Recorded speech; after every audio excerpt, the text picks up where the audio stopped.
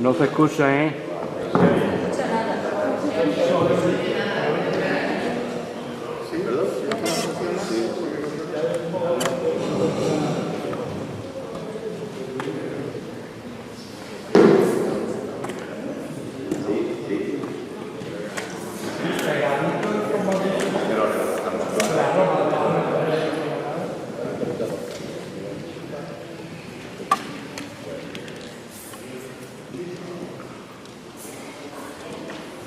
Bueno, yo como estaba diciendo también... Ahora sí.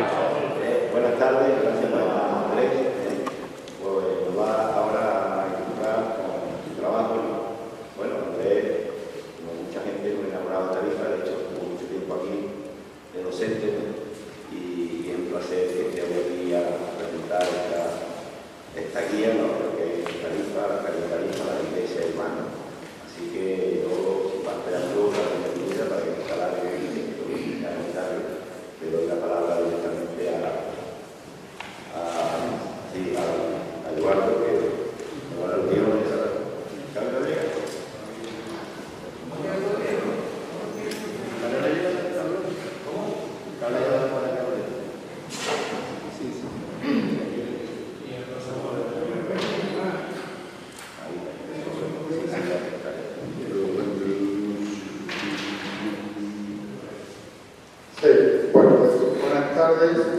Gracias, señor alcalde, concejal de Cultura, y muchas gracias a todos vosotros por venir a la presentación de esta publicación.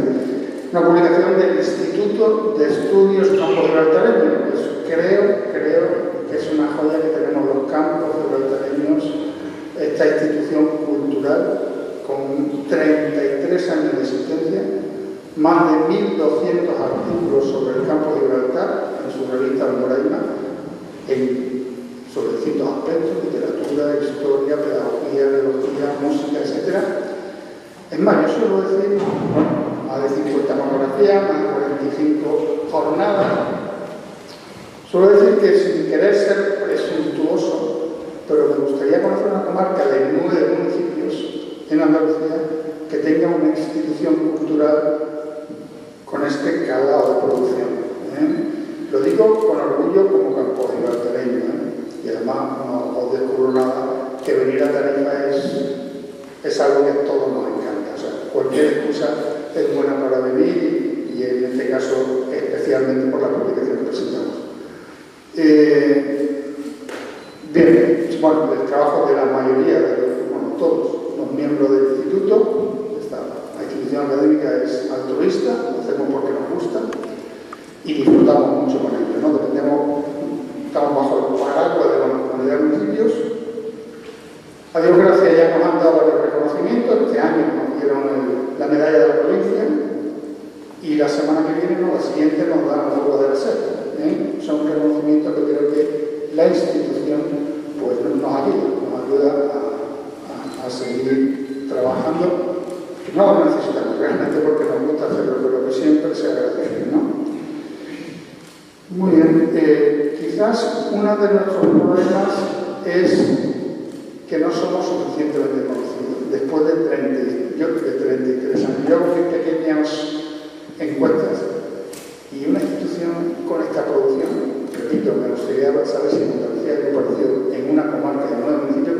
Realmente son 10 municipios, porque Gibraltar es uno más dentro de la institución. A nivel cultural, a nivel científico, no hay niveles, y de hecho funcionamos de la mano. 9 con Gibraltar.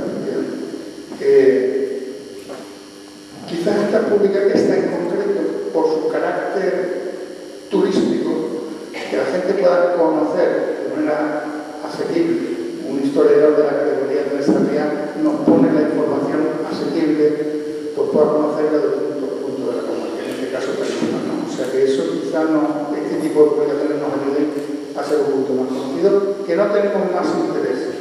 Ser conocido no tiene más interés que este esfuerzo que hace tanta gente pueda llegar a la mayor cantidad de posible, a los ciudadanos, se puedan beneficiar de estos trabajos y enriquecerse. De alguna manera, la cultura es el cultivo del Ya por último, pues, de André, solo contar que es un miembro del instituto de los primeros, que nace en el 91, porque en aquella época estaba Andrés, consejero de número, miembro del Consejo de Redacción de la revista Moraima, donde ha colaborado con numerosos artículos y, sobre todo, una persona entrañable y buena persona. Nada más.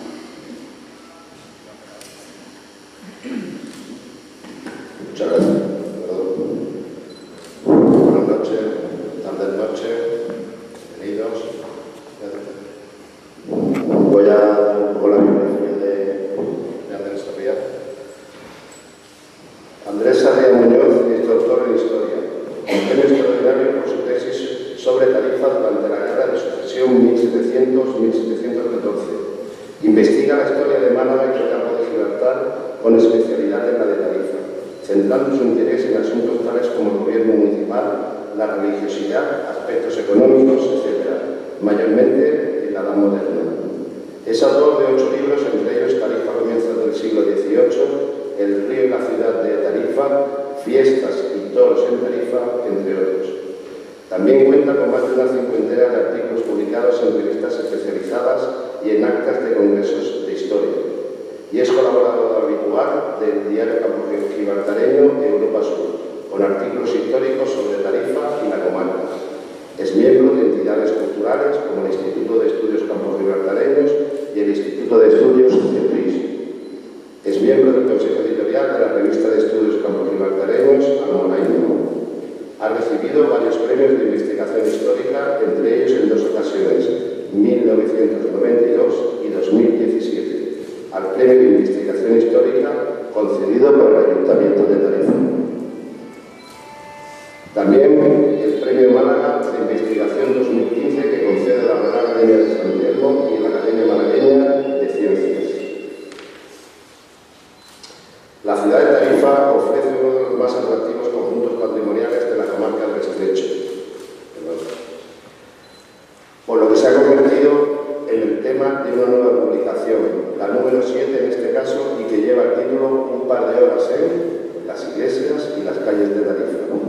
En esta publicación, el autor nos ofrece diversos itinerarios como una forma sencilla y original para el visitante de conocer las peculiaridades históricas y artísticas de un destacado conjunto monumental en el extremo sur del continente europeo. Nos encontramos con diferentes rutas en la ciudad de Tarifa y su entorno: murallas de la ciudad, castillo de Santa Catalina, torre de Guadalquivir, Punta Camorro, santuario de Nuestra Señora de la Luz, Facinas y Taivilla, el castillo de Guzmán del Bueno, la Almerina, la antigua iglesia de Santa María, la torre de Miramar, la Caranda, la antigua iglesia de Santiago o de Jesús, el entramado urbano desde la Puerta del Mar hasta el barrio del Moral, la calle de la Luz, Calzadilla de Tellez, pasando por la transformación urbana del siglo XIX, Paseo de la Alameda, Mercado de Abastos, la Calzada, y terminando con conexiones con otras rutas, un par de horas en las iglesias y calles de Tarifa, publicada en los comunes de esta colección. Ya sin más, paso de la palabra al artífice y Andrés Sarriá. Muchas gracias.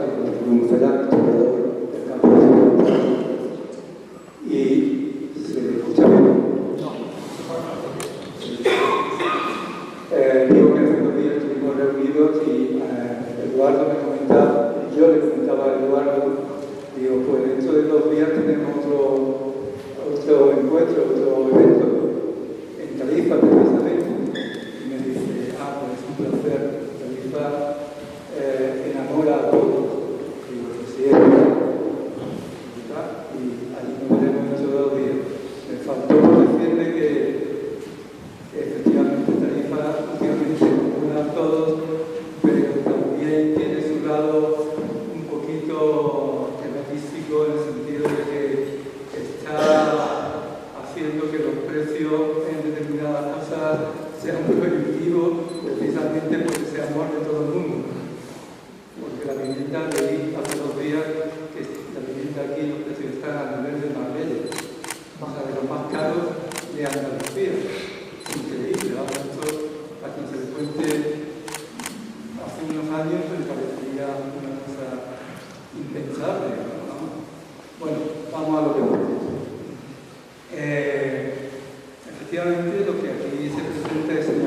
es una recopilación de trabajos que ya he publicado, míos propios, pero también de otros autores que los hay en Tarifa, muy buenos, tienen bastantes publicaciones, de modo que esto no es un trabajo de investigación con notas a pie de página. ¿No se escucha? No. Hay que cogerlo el puntito. ¿Vale? ¿Sí? ¿Ahora? Ahora. Hay que coger el puntito. Es una guía, como ya se ha dicho, escrita con una intención que sea de utilidad divulgativa, que está estructurada como una especie de visita guiada por todo lo que es el casco urbano, por sus distintas partes, haciendo como una especie de recorrido que nosotros ahora lo vamos a hacer aquí simuladamente, claro, y ustedes me van a ayudar a que la presentación pues, sea adecuada y es como una especie de pedagogía, ¿no? Pero esta guía tiene además la originalidad de que una parte no pequeña,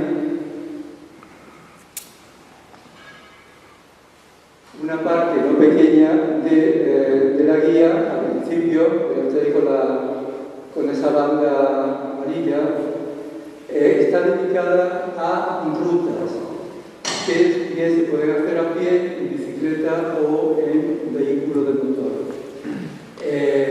Claro, esto no tiene que ver con el casco urbano, tiene que ver con Tarifa y tiene, digamos, la excusa de que estas rutas tienen un itinerario que se explica con detalle y tiene un destino también de interés monumental o cultural, histórico, de modo que no es hacer ruta por hacer rutas. Y por cierto, lo de 2 horas es un poco engañoso porque para llevar a cabo todo esto necesitamos, yo creo que un poquito más.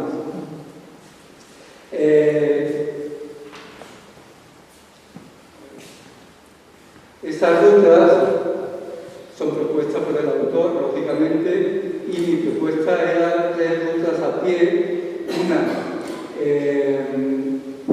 circular por la muralla de Tarifa, explicando muy brevemente por los sitios que pasamos, lo más destacado de las murallas, una ruta muy sencilla que se hace exclusivamente en el río, pues depende de lo que queramos tener. Esta sí que se hace en 2 horas de sobra. Una segunda ruta muy interesante sería partiendo desde el castillo de Santa Catalina hasta llegar a la desembocadura del río Jara. Una ruta que he hecho varias veces y me encanta, es súper fácil porque es todo llano, pero el itinerario es muy divertido, empezando divertido y, digamos, interesante históricamente, porque empezamos por el mismo castillo de Santa Catalina, que tan mal trecho está y tanta necesidad de remedios urgentes, diría yo, necesita. La playa de los Lances, pasamos por la playa natural de los Lances hasta llegar a la desembocadura del río Jara, y la vuelta la podemos hacer perfectamente por la orilla por la playa, por la orilla del mar. Una tercera ruta, también partiendo de esta, sería hasta la Torre de Podalmasí, una torre histórica de 1588 que también se explica lógicamente, además de ir explicando el itinerario fantástico, espectacular por el que se pasa. Pero voy a ir un poquito más rápido con este tema porque si no, ya estamos. Propongo 2 rutas en bicicleta, una sería a Punta Camorro, yendo por el Paseo del Olivar o a la margen del río llamado del Olivar, o río Angorrilla, que es propiamente su nombre, o Arroyo de Tarifa, como quieran ustedes, y hasta un par de kilómetros hasta el puente que llaman de la Inglesa, y luego doblando hacia la punta de Camorro, repito que todo este trayecto itinerario se va explicando. Llegamos hasta Punta Camorro, donde está el centro de avistamiento de aves, y es una ruta muy interesante, una vista espectacular también. Otra ruta de bicicleta sería hasta la ermita de Nuestra Señora de la Luz, yendo por lo que es la colada, por donde este año y otro año también se ha hecho el traslado de la Virgen desde el santuario a la ciudad y la vuelta, ¿no? Que por cierto yo creo que es más adecuado que ir por la carretera. Hasta todo el mundo.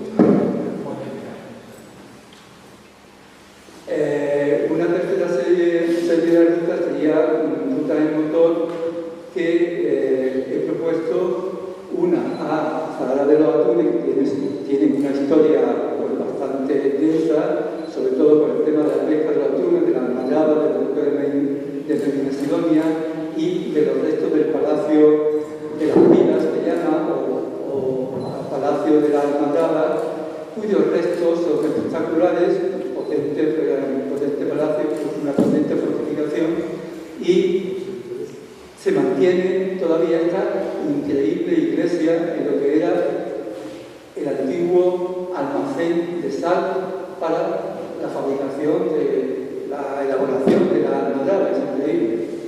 Luego, otra ruta, en coche, sería Facinas y alargarlo hasta Tairilla. Repito, porque no voy a entender aquí que de cada una de estas poblaciones se explica pues, su origen, su economía, su población, etc. Y pasamos ya al meollo de lo que es el libro, de lo que dice el título del libro, ¿no? Las iglesias y las calles de Tarifa. Y aquí es donde yo les voy a pedir su colaboración para que así pues, la cosa salga un poquito mejor. ¿Y en qué consiste? Pues yo voy a hacer una especie de guía aquí, sentadito, y ustedes van a hacer lo que me están escuchando y vamos a ir paseando, haciendo ese recorrido virtual. De modo que cada diapositiva, digamos, pues sería como una parada en la que yo explicaría pues, todo lo que se ve y ustedes, al menos uno, que me haga una preguntita y si yo viene en mi libro, le responderé y si no, le remitiré a un libro donde digamos que hay que empezar por el castillo. Primero, Tarifa empieza con el castillo. A raíz del castillo, digamos que se va uniendo una población civil y es lo que forma la Almedina, la ciudad, en el lado oriental, donde estamos ahora, precisamente, fuera de la muralla del castillo. Esta primera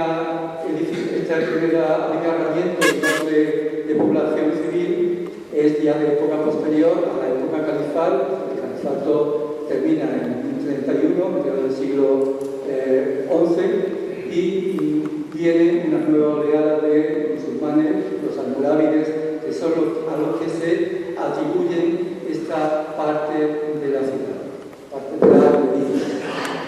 En la Almedina tenemos una riqueza monumental, pues algo extraordinaria, en esta misma plaza en la que estamos, Plaza de Santa María, empezando por este edificio, que es la primera iglesia que se supone que se construyó. Se dice, en casi todos los sitios se dice que la primera iglesia se construyeron sobre antigua mezquita. Efectivamente, se dice de esta, se dice de la iglesia de Jesús, se dice de San Mateo también. De modo que, bueno, una belleza digamos, de estilo gótico mudéjar, se dice, con techo a dos aguas, bueno, esto está muy remodelado, de reciente restauración y dedicada pues, a lo que estamos ahora mismo, actividades culturales, ¿no? Esto fue iglesia mayor hasta 1546 y en esos tiempos pasó a San Mateo. Luego está el Pósito, un edificio antiguo, pero no es el que hay ahora. El que hay ahora es, por ahí en algunos libros se dice que es del siglo XVIII, pero realmente se prestó el siglo XVIII, se empezó en 1791 18, pero hubo que pararlo inmediatamente por las guerras entre Francia, España, Inglaterra, etc. Y realmente se construyó entre 1801 y 1805, 1806. Es decir, que es un edificio de comienzo del siglo XIX. Aquí tenemos también, por supuesto, el ayuntamiento. La casa consistorial está aquí desde 1884, no como la vemos ahora, porque está restaurada en varias ocasiones. Aquí también tenemos, en esta plaza, también tenemos el colegio, el antiguo colegio Miguel de Cervantes, porque es ahora la biblioteca y archivo, una construcción de 1929, se abrió, se inauguró en 1930, después de haber estado un año cerrado, sin uso. Y por supuesto, en la zona de la plaza tenemos el mirador y la torre que vemos ahí majestuosa. Me voy a quedar aquí, digamos, esta parada explicativa del día, y ya se va a parar, y espero que me hagan una preguntita por lo menos sobre todo lo que vemos, pues, por ejemplo, cuándo empezó, qué características tiene alguno de los edificios que vemos aquí. A ver, ¿quién se hace ahí? El arquitecto que hizo el Colegio Miguel de Cervantes, sí, para la instalación de la granita, el Colegio de la Granita, hizo más cosas de cabeza. Hombre, por supuesto, si no de lo que han dejado huellas, en el mercado, por supuesto, el mercado del que hablaremos después, sí. Romero Barret. ¿Dónde era este señor? Pues no era de Canarias, era de San Lucas. Murió en Madrid por enfermedad, pero se dice que era gaditano, pero era de San Lucas. Sí. ¿Y el neomudeza estaba de moda en esa época o fue una cosa personal? ¿El neomudeza de este ojo? Es que estaba de moda a finales del siglo XIX, comienzo del XX, un estilo historicista que se llama, y estaba de moda en España, y se hizo muchas edificaciones de este estilo en todas partes. No tiene absolutamente nada que ver con las residencias oficiales. No tiene que ver, no, eso es de las oficiales, es de 1945. Pues eso no es un estilo, digamos. Me han dicho no histórico. Bueno,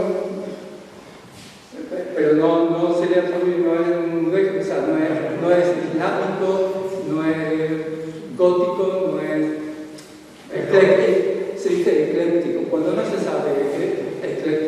Pero interesante es un edificio, yo lo veo demasiado macizo para lo que son las construcciones de la isla, realmente. No desentonan demasiado, hay otras cosas que desentonan más, pero yo lo veo un mazacote para lo que son las edificaciones de Tarifa, que son más necesitas, sí. Perdón. Pues perfecto, muy bien. Lo estamos haciendo bien. Digamos que la segunda parada sería el crecimiento de la población, que es el segundo barrio que se forma, que es la Aljaranda, atribuida a los almohades, una segunda oleada del norte de África que vino a mediados del siglo XII y estuvo hasta mediados del siglo XIII. A ellos se le atribuye la prolongación de la muralla desde la torre de Miramar hasta la torre de los Maderos y luego al norte hasta la torre de Jesús, y gira a la izquierda, metiéndose en la población hasta lo que es, digamos, la cárcel real. Al final de Calipridecio y Cárcel Real, hasta ahí llegaba y ahí doblaba hacia la subida de la Aljaranda, y ahí se unía con la antigua muralla previa que había, ¿vale? Y en la subida a la Aljaranda estaba la puerta de la Aljaranda. Por cierto, han descubierto recientemente un pilar romano que puede ser parte de lo que era la antigua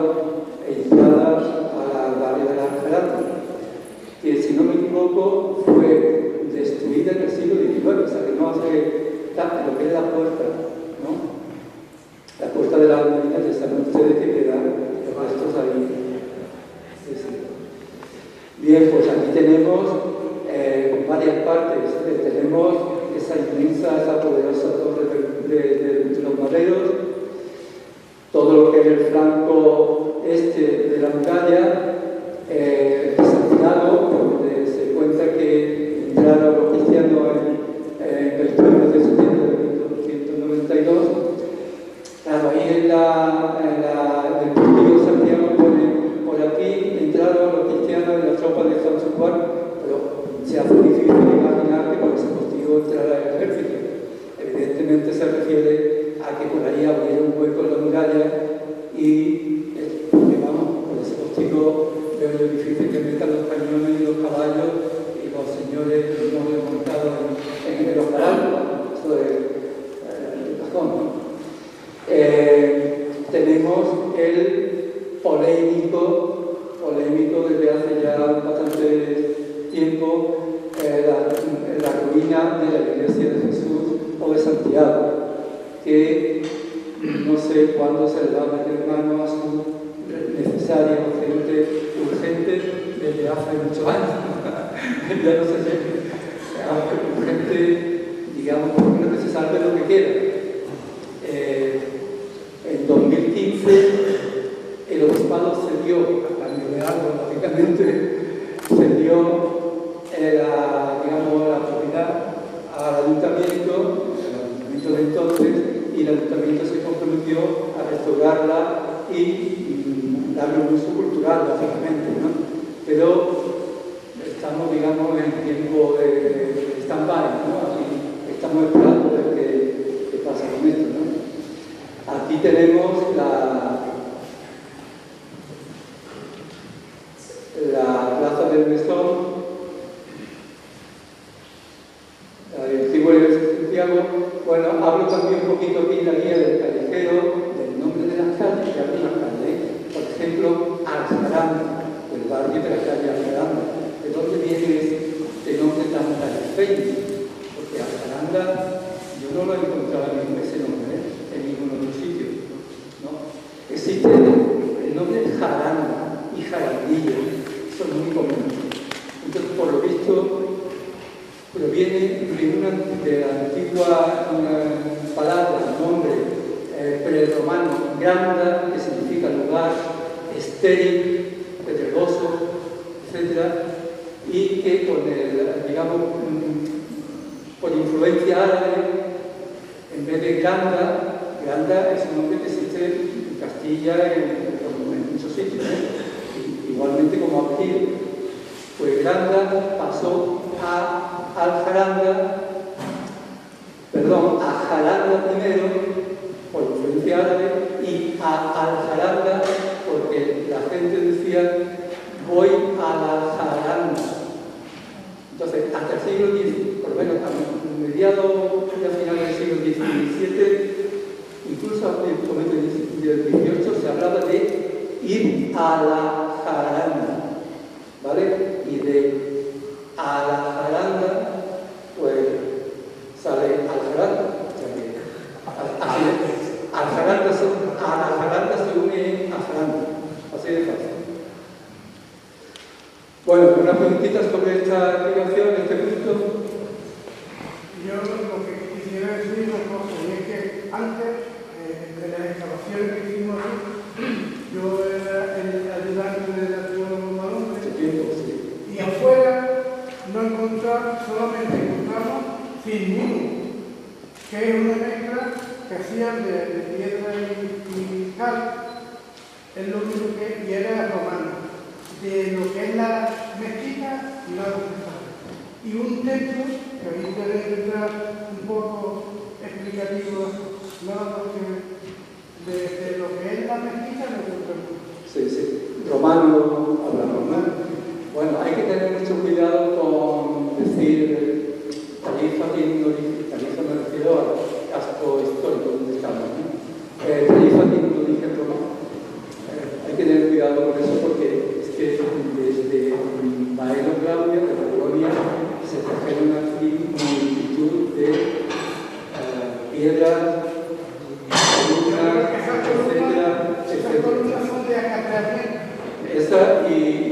más que no, a lo mejor no están todavía a la vista y eso es publicado. Se trajo mucho material desde aquí y a otros sitios en Europa, por cierto.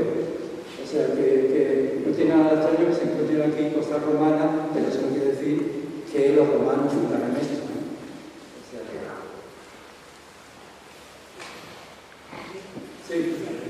Esta sería la iglesia más antigua de Tarifa. ¿Qué orden de la antigüedad tendría la iglesia de Tarifa? Es que no lo he escuchado bien. ¿Cuál sería el orden de las iglesias más antiguas de Tarifa? El orden de la iglesia.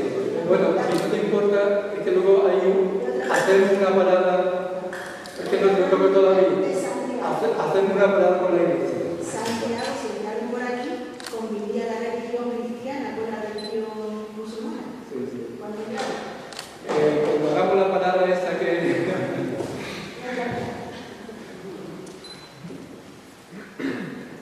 Sí. La Torre de los Madres de la tenemos, ¿no? Sí. Vale, las pinturas que hay de la lega y de embarcaciones tan antiguas, esas contabilidades a rayas, ¿sabe algo de esas pinturas? Porque yo estoy sorprendido porque es que están con el traida que debió hacer la ficha encima, están al descubierto, pero aún se puede ver perfectamente el tipo de barco y el tipo de cuentas que hacían, no se sabe qué, porque claro, ahí no había puerto, eso era el arco. ¿Sabe algo de eso? Bueno, el puerto de la Caleta era... No era un puerto, era, o sea, era arena y eso era... pero hay que tener cuidado con esa pintura que algunos le atribuyen fecha prehistórica. No, eso no puede ser. Eso no puede ser... Pero se parece mucho. Pero incluso ella está una gaita y todo. Yo no tengo ni idea, pero los trayectorios de verdad. Igual que los barcos que se lo O sea, pinturas de siglos de antigüedad. Eso es algún grafitero más o menos moderno que... Sí, yo está bien eso. Bueno, otra parada que vamos a hacer no nos está costando mucho esfuerzo en este recorrido, aquí sentaditos. Hablo en otro capítulo de la expansión del arrabal y de su lugar. El arrabal me refiero a lo que hay después de la Medina y la Alcaranda. Lógicamente, la ciudad se fue expandiendo y aquí un capítulo trata desde la Alcaranda a las Torres del Consuelo, que incluía por toda la calzadilla de Tellez, el arroyo o el paso del arroyo. Todo eso se explica en la guía, claro, lógicamente, sí, a bote pronto. Aquí se hace un recorrido un poquito más detallado, más detenido de lo que son el recorrido de las murallas, ¿vale? Que ese que habíamos hecho con esa ruta circular, ¿vale? Aquí se hace un recorrido en este capítulo bastante más detenido, explicando cada punto, cada detalle de la muralla. Y así tenemos este flanco hasta la Torre del Consuelo, desde la Torre de Jesús, la Torre del Consuelo, y luego desde el flanco norte, desde la Torre del Consuelo a la de San Sebastián, explicando los pormenores y sobre todo deteniéndonos en ese arco característico que está en la calle de la Silla, ¿vale? Y sobre todo, como no, en la puerta de Jerez, su historia, ¿no? Su historia, sus restauraciones, etcétera, hasta el día de hoy. Por ejemplo, saben ustedes que ese mosaico que lleva, que tiene puesto ahí en el 1929, se nos hasta el 7, había otro. Y luego en el flanco de la muralla, en la zona de la Alameda, ¿vale? Pues ahí se explica un poco la parte alta de la Alameda, la Torre de San Sebastián, la parte que está aledaña al Teatro Alameda, que eso sí que es una construcción que, bueno, no sé si polémica, pero es un carácter de tipo racionalista, de arquitectura racionalista, que, bueno, ahora no sé si la vamos a echar abajo, ¿no? Pero no cuadra mucho, ¿no? Con la muralla, ¿no? En fin, no quiero tampoco entrar mucho en polémica, ¿no? Luego también característica postigo de San Julián, que si no ando yo mal con mis datos, se abrió en 1835, justamente porque en 1885 se inauguró el primer mercado, Plaza de Abastos, y para darle salida y entrada a la Plaza de Abastos, sobre todo, se abrió este postigo de San Julián, que lleva a la Plaza de San Julián y a la entrada del mercado de Abastos. Bueno, una pregunta por esto. ¿Cuándo se hizo el pozo? Pues el pozo se hizo. Sí, el pozo existe todavía. No se ve.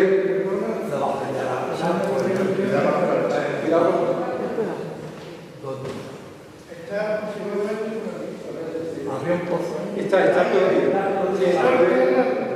Sí, está todavía. De ahí coge el agua para el mercado. Eso es tan antiguo. Eso es tan antiguo, por lo menos como el mercado de Abastos, y no más, porque la Alameda, la primera Alameda empezó en 1812. Porque ahí estaba la ermita de la Virgen del Sur. No, pues no, la ermita estaba por fuera. No, digo, por fuera, esa. Estaba justamente donde ahora está la oficina de turismo. Porque ahí, cuando hicieron el cine Alameda, me comentaron la gente mayores que se encontraron muchos cuerpos y huesos que seguramente sería el cementerio de la iglesia. Toda la iglesia mezquita fuera de la muralla, porque dentro se rompió para hacer cine. Sí, sí, correcto. La mezquita, ermita, iglesia, todo esto era los cementerios. La Virgen del Sol no es el turismo. Sí. El convento de Santísima Trinidad era donde estaba. Estaba uno por fuera, el sol por fuera y otro por dentro. Sí, sí. Muy bien. Vamos funcionando. Seguimos. Ahora viene la iglesia. Ahora viene la iglesia. Bueno, la iglesia, como ya hemos dicho, hasta la conquista cristiana, pues se crea, se modifica, digamos, el uso de mezquita e iglesia en muchos lugares, no solamente aquí. Y desde luego aquí, pues se supone que había una mezquita y se transformó en iglesia, la iglesia de Santa María. Así que esta sería, si no la primera, vamos casi seguro la primera. Y otra de las primeras pues sería la iglesia de Jesús, la iglesia de Santiago. Bueno, pues el trabajo que queda. Aquí en Tarifa tenemos todavía, entre muchas cosas, mucha historia, mucho material arqueológico que trabajar. De modo que hay historia y hay arqueología para muchos años y para muchos investigadores. En el siglo, claro, porque la iglesia de Santiago al final estaba destruida, se vino abajo, en el siglo XIX quedó ahí prácticamente un descampado y ahí se utilizó para mil cosas, buenas y menos decentes, ¿no? Con la espadaña cayó de la no, sigue todavía, pero no sé si mañana todavía. Tiene las pinturas, y un arco que hay. A principios del siglo XIX, del siglo XX, ya dejó de ser iglesia, digamos, y no tiene su mensaje, ¿no? Y la otra iglesia, pues por supuesto, San Mateo, que también se supone que está sobre una antigua mezquita, se empezó a construir a finales del siglo XV o principios del XVI, y casi todos saben que fue con dinero del Marqués de Tarifa. Cuando el Marqués de Tarifa dejó de aportar dinero, pues se quedó eso, ya estaba bastante avanzado, pero no terminado del todo, por supuesto, ¿no? ha habido litigios de siglos entre Tarifa y el Marqués por el tema de la jurisdicción, porque quería mantener el señorío de la ciudad, y la ciudad se independizó y se hizo, digamos, jurisdicción real, ¿no? Y entonces el Marqués pues, dejó de aportar dinero, por lo cual tampoco me parece una cosa tan extraña, ¿no? Es lógico que... De hecho, había una puerta, la puerta del perdón y el puente, digamos. El puente, sí, ahora hablaremos de eso también. Y la tercera, bueno, la siguiente iglesia, la iglesia de San Francisco, que se supone que es de mediados del siglo XVI, pero por visto sí fue en tan malas condiciones que hubo que restaurarla, y la última restauración fue también de comienzo del siglo, final del XVIII, comienzo del XIX, incluso empleando material de derribo del convento de la Trinidad, que estaba perdido también, se vino abajo, ¿no? La iglesia, etc. Y una tercera iglesia que tenemos es una pequeña iglesia de estilo ecléctico, que antes llamábamos un poco de todo, ¿no? En el interior pues, un poco neogótico, el exterior tal, que justamente hace 2 días estuve viéndola y amablemente me enseñaron, y muy bonita, pequeñita, que pertenece pues, al antiguo hospital de la Caridad o de la Misericordia, que ahora es el asilo, sigue siendo asilo. El edificio ha tenido múltiples funciones, escuelas, etcétera, pero ahora es asilo y tiene una iglesia pequeñita, pero muy bonita. Se abre, por ejemplo, el próximo día 6 de la Inmaculada, abre las puertas de San Guzmán para que quiera visitarla. Bueno, pregunta los que me están siguiendo a decir, por favor, ahí por detrás. De la iglesia. Verónica. ¿Cuál fue el motivo de que se haya abandonado tantísimo Santiago? La iglesia de Santiago. Que se levante, perdón. La iglesia de Jesús, la iglesia de Santiago. Porque toda la iglesia, incluso esta, estaba más o menos, estaba que no estaba, pero estaba. ¿Qué pasó para que Santiago se haya destruido casi completamente? Sí. ¿Fue por la napoleónica? ¿Por qué fue? No te puedo responder con certeza la pregunta, pero básicamente yo creo que es porque, digamos, que la población se desplazó, digamos, el centro de la población se desplazó a la parte de abajo, y ahí es donde estaba el centro. Y en el centro de la población es donde está la iglesia mayor. No basta. Ya, pero normalmente las iglesias son edificios que se quieren mucho, que la gente carismática, nosotros que somos muy católicos, no, a lo mejor un ayuntamiento o cualquier otra cosa sí lo abandona, pero que la iglesia se haya caído completa, que solo queda la espadaña. Bueno, ha quedado de milagro, porque cuando esto se dio en particular fue con la condición de echarlo abajo y aprovechar el material de derrumbe, ojo, que está de milagro de pie.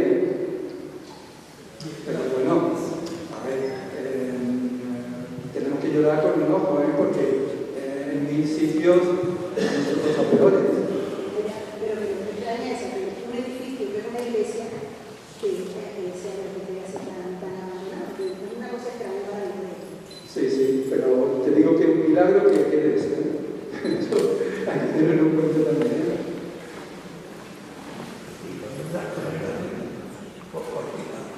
Desde Ateneo, esa guapita que está ahí, desde Ateneo. Preciosa, sí.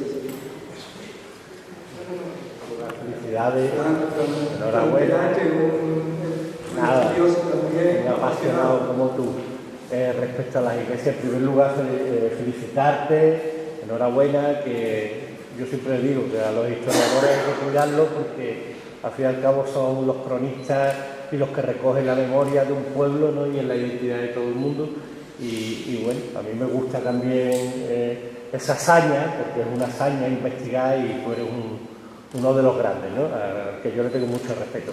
En el tema de la iglesia, te hago una pregunta por desconocida, bueno, entre todas las iglesias yo creo que el tarifeño tiene mucha ilusión en esa iglesia, digamos, privada, de Luz Pazo, esa capilla del Hospitalito, que está desconocida para muchos tarifeños, algunos la conocemos, y bueno, es fascinante, ¿no? No sé si la nombra, mi pregunta es si la nombra en el libro, y bueno, yo creo que es un aliciente probablemente de esas cosas que no el tarifeño conozca, que pasa desapercibido. Es una capilla que está, los tarifeños lo conocerán, dentro de lo que es Foto Naranjo, digamos. Privada, es una capilla privada, de espacio, y que está cerrada, pero no sé si la recoge en este libro, mi pregunta. Sí, está recogido, pero justamente viene al final. Bueno, la dejamos para después. Bueno, era simplemente eso, como han dicho de la iglesia, la capilla me parece que es algo que hay que enseñar. A lo que del convento, te recordará, quedaba con una pagoda preciosa, empezaba a ser una pagoda, en los restos fue destruido y fueron reconstruidos. Ya había otra iglesia en el convento.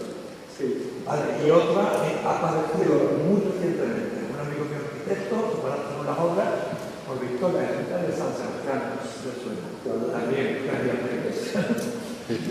Bueno, la ermita de la iglesia. La ermita del Sol, la de San Sebastián, la ermita de la iglesia. Y Santa Catalina era pues la iglesia. Ahora son como que oyen. No, y más. Además, había otro, San Telmo. ¿Dónde es San Telmo? Pues justo aquí al lado de la torre del castillo, de la torre de Guzmán. Pero capilla y ermita había más cosas. Bueno.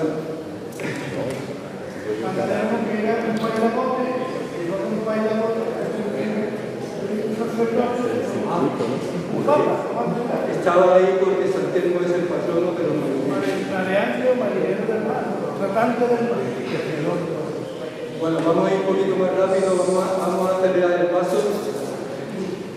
Otro apartado, otra visita que hacemos es al entramado urbano desde las distintas partes, digamos, del casco histórico. Lo he dividido una parte del Puerto del Mar y el barrio del Moral, explicando las calles, sus nombres y su origen. Otro, digamos, apartado del libro, porque es otra parte de la ciudad, San Francisco con la antigüedad, y explico los distintos nombres de las calles, algunas características de ellas. Y otro es la calle de la Luz, que así empezó a llamarse, calle de la Luz, no calle Nuestra Señora de la Luz, al principio, hasta la Calzadilla del Templo. Y ahí explico el nombre de las calles, el origen, cuándo empezaron a llamarse las calles, de esa forma, etc. Y explico, aquí lo hago en dos paradas, la gran transformación urbana del siglo XIX que sufrió Tarifa. Primero, con la creación del Paseo de la Alameda, justo al terminar la guerra, o antes incluso de terminar, en 1802, la guerra de la independencia, cuando se hizo la primera Alameda, un poco así, de aquella manera, ¿no? Luego se fue mejorado. En 1835 se crea el mercado de lo que era el claustro del convento de los trinitarios, y también hablo en esta transformación urbana del intento que hubo de destruir las murallas para la expansión urbana de la ciudad y para mayor higiene, etc. ¿Alguna preguntita rápida de esta maravilla rápida? No sé si sabrás que Jesús Tera decía que la maravilla era la del río, no sé la barandilla de la Alameda se llamaron barandilla del río de la calzada. Pero una parte de la la Alameda, pero la idea para la casa. El proyecto de Villalta de complementar los trabajos de Hércules y quitar el che, pues rojo y blanco. La Alameda con sus dos plazas de esto es de 1868-69, ¿vale? Eso única ampliación, donde estaba la cuesta, Cinco de Oro, todo esto. Eso se hizo con el pensamiento de alargar la Alameda, pero sobre todo pensando en poner ahí la feria, el real de la feria. Y ahí estuvo muchos años. La feria estuvo en la Alameda desde 1868 hasta 1971. En el 72, cuando se renovó, era de favor, de tierra, etc. Y hasta ese momento, 100 años o algo más.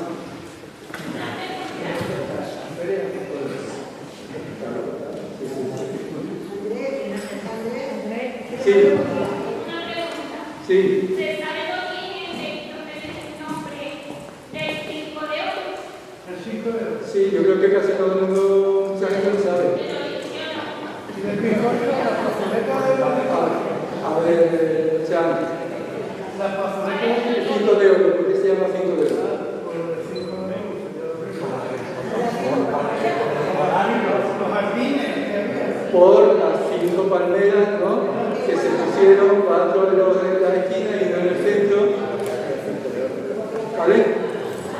Esto estaba jardinado y tenía una palmera en cada esquina y otra en el centro, y pues le dieron un buen.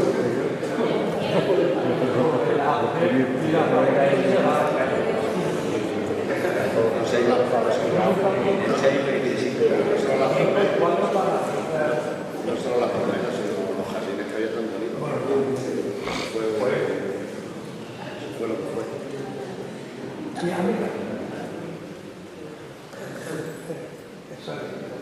No, que cada vez que nos hemos dejado Australia, pero cada año,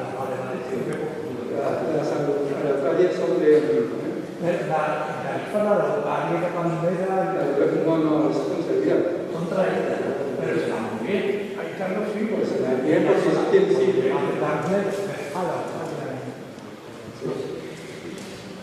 se tiene sí. Una última, o digamos que penúltima parada, es también hablando de la transformación urbana del siglo XIX, y una de las dos, digamos, transformaciones fundamentales que ha tenido Tarifa a lo largo de la historia. Una es el arreglo de esta plaza, la plaza de Santa María, la construcción del colegio, el arreglo de la última plaza, el jardín, el ayuntamiento, el arreglo del paseo de Miramar. Todo eso ocurrió en 1927-28 y 1930-31. Y fue gracias a la iniciativa de un alcalde que yo veo incomprensible que no tenga una cara, que fue Carlos Núñez Manso, político de derecha, lógicamente.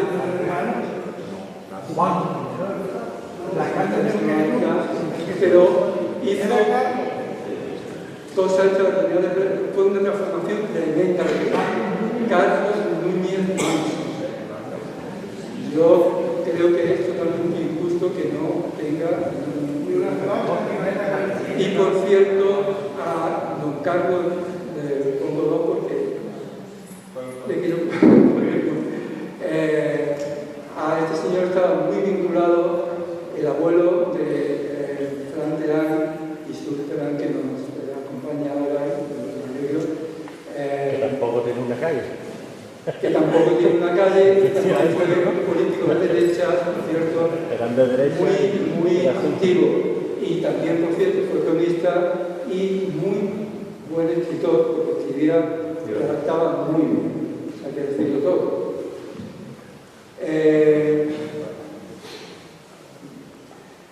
Por último, en el último, digamos, capítulo, hablo de otra gran transformación que tuvo Tarifa a finales del siglo XIX. Y no fue ni más ni menos que el desvío del arroyo de la Caleta por el túnel que todos conocen. Antes estaba el arroyo cruzaba la ciudad, había 4 calzadas, que hay pocos nombres, cada una y eso entre 1887 y 89 se decidió, a partir de 1890 se alcantarilló lo que era el cauce, es lo que desde entonces es la cloaca principal de Tarifa. En 1890 empezó la obra, en 1894 estaba prácticamente terminada y a partir de ahí, unos años más, porque hubo dificultades económicas, etc., pues se abrió esa gran avenida, que algunos le llamaron avenida, la gran avenida de Tarifa, que es la calle de Sancho IV. ¿Vale? Y eso fue una tremenda transformación urbana para Tarifa. Lo que comentaba antes de Carlos Núñez Manso, y esto, yo creo que son las dos grandes transformaciones que ha tenido la ciudad. ¿Alguna preguntita de esto? Yo tengo una pregunta como local. El edificio del casino que estoy viendo ahora, el hospital de la Monja, me lo recuerda. Se me ha quedado, perdón, muchas cosas por decir porque por el tiempo, ¿eh? Ya, me gustaría saber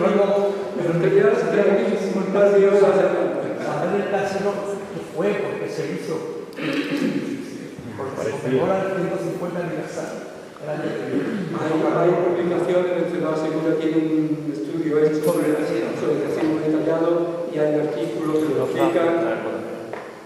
Y yo también lo tengo aquí.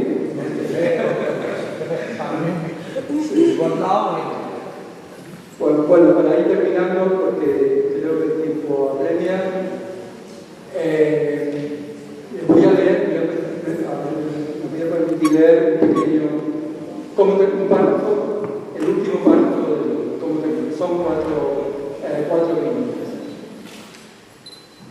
Para concluir, esto dice, para concluir estos comentarios sobre las calles y los monumentos de Tarifa, cabe señalar que todo el recinto murallado fue declarado bien de interés cultural en 2003 en la categoría de conjunto histórico, abro comillas, por sus valores históricos, artísticos, arquitectónicos y urbanísticos, cierro comillas. Y en 2010 aprobó el Ayuntamiento el Plan Especial de Protección y Reforma Interior del Conjunto Histórico de Tarifa. Y ratificado por la Junta de Andalucía en 2013, hoja de 8 de enero de 2013. Se pretende así conservar y proteger debidamente los bienes muebles e inmuebles de interés histórico, cultural y monumental,